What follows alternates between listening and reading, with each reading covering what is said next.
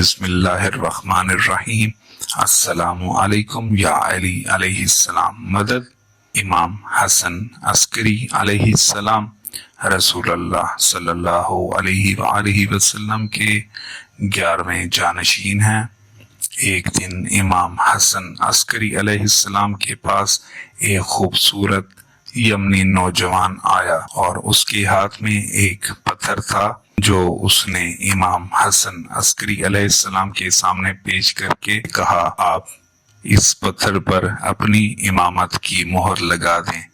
امام علیہ السلام نے مہر نکالی اور اس پتھر پر لگا دی۔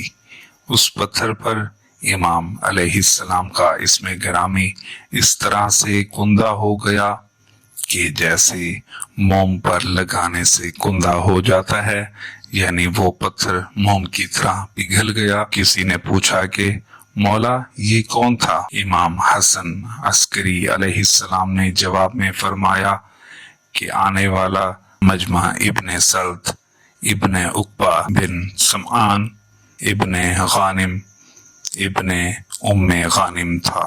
یہ وہ پتھر لایا تھا جس پر اس کے خاندان کی ایک عورت ام غانم نے تمام ائمہ طاہرین سے مہر لگوا رکھی تھی۔ اس کا طریقہ یہ تھا کہ جب کوئی امامت کا دعویٰ کرتا تھا تو وہ اس پتھر کو لے کر اس کے پاس چلی جاتی تھی، اور اگر اس مدعی نے اس پتھر پر مہر لگا دی تو اس نے سمجھ لیا کہ وہ زمانے کا امام ہے، اور اگر وہ اس عمل سے عاجز ہوتا تو اسے وہ نظر انداز کر دیتی تھی۔ چونکہ اس نے اس پتھر پر کئی اماموں کی پہلے سے ہی مہر لگوا رکھی تھی، اس لیے اس کا لقب صاحبۃ الحصہ تھا۔ علامہ جامی لکھتی ہیں کہ جب مجمع بنت سلط نے مہر لگوائی تو اس سے پوچھا گیا کہ تم حضرت امام حسن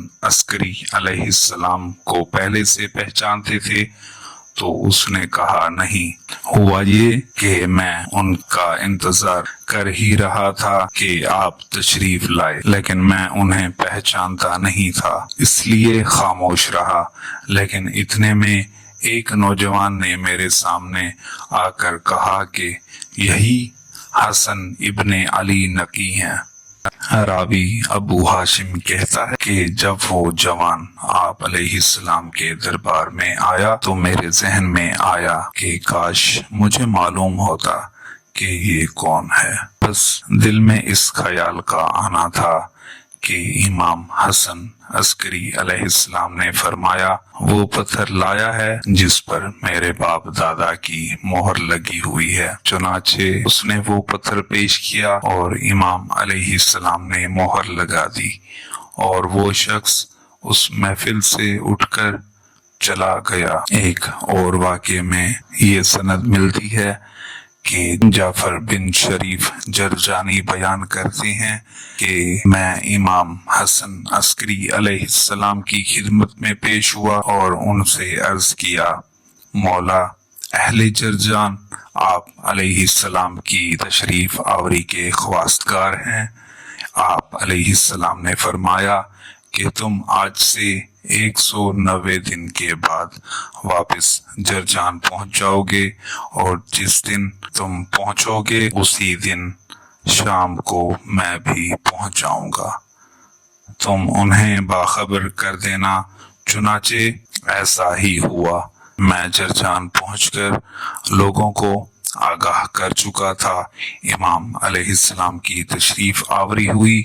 آپ علیہ السلام نے سب سے ملاقات کی اور سب کو شرف زیارت نصیب ہوئی۔ پھر لوگوں نے اپنی مشکلات پیش کی۔ امام علیہ السلام نے سب کی حاجت آوری کر کے سب کو مطمئن کر دیا۔ اس دوران نصر بن جابر نے اپنے فرزند کو پیش کیا جو نابینا تھا۔ امام حسن عسکری علیہ السلام نے اس بچے کی آنکھوں پر دست مبارک پھیر کر اسے بینائی عطا کی، اور آپ علیہ السلام اسی روز سامرہ واپس تشریف لے گئے۔ امام ابو محمد علیہ السلام کا فرمان ہے کہ جنت کا ایک دروازہ ہے جس کا نام معروف ہے، اس دروازے سے اہل خیر اور نیکوکار لوگوں کے علاوہ کوئی بھی شخص داخل نہیں ہو سکے گا۔ بے شک خیرات اور نیکی کرنے والے افراد اہل خیر میں سے ہیں۔ میری دعا ہے کہ اللہ تعالی ہم سب کو اہل خیر میں شمار فرمائے اور ہمیں زیادہ سے زیادہ خیر اور نیکی کرنے کی توفیق عطا فرمائے، اور ہمیں بھی جنت کے اس دروازے جس کا نام معروف ہے اس سے گزرنے کی سعادت نصیب فرمائے، اور معصومین علیہ السلام کی شفاعت نصیب فرمائے۔ پروردگار عالم ہمارے زمانے کی حجت امام زمانہ علیہ السلام کا جلد سے جلد ظہور فرمائے، آمین یا رب العالمین۔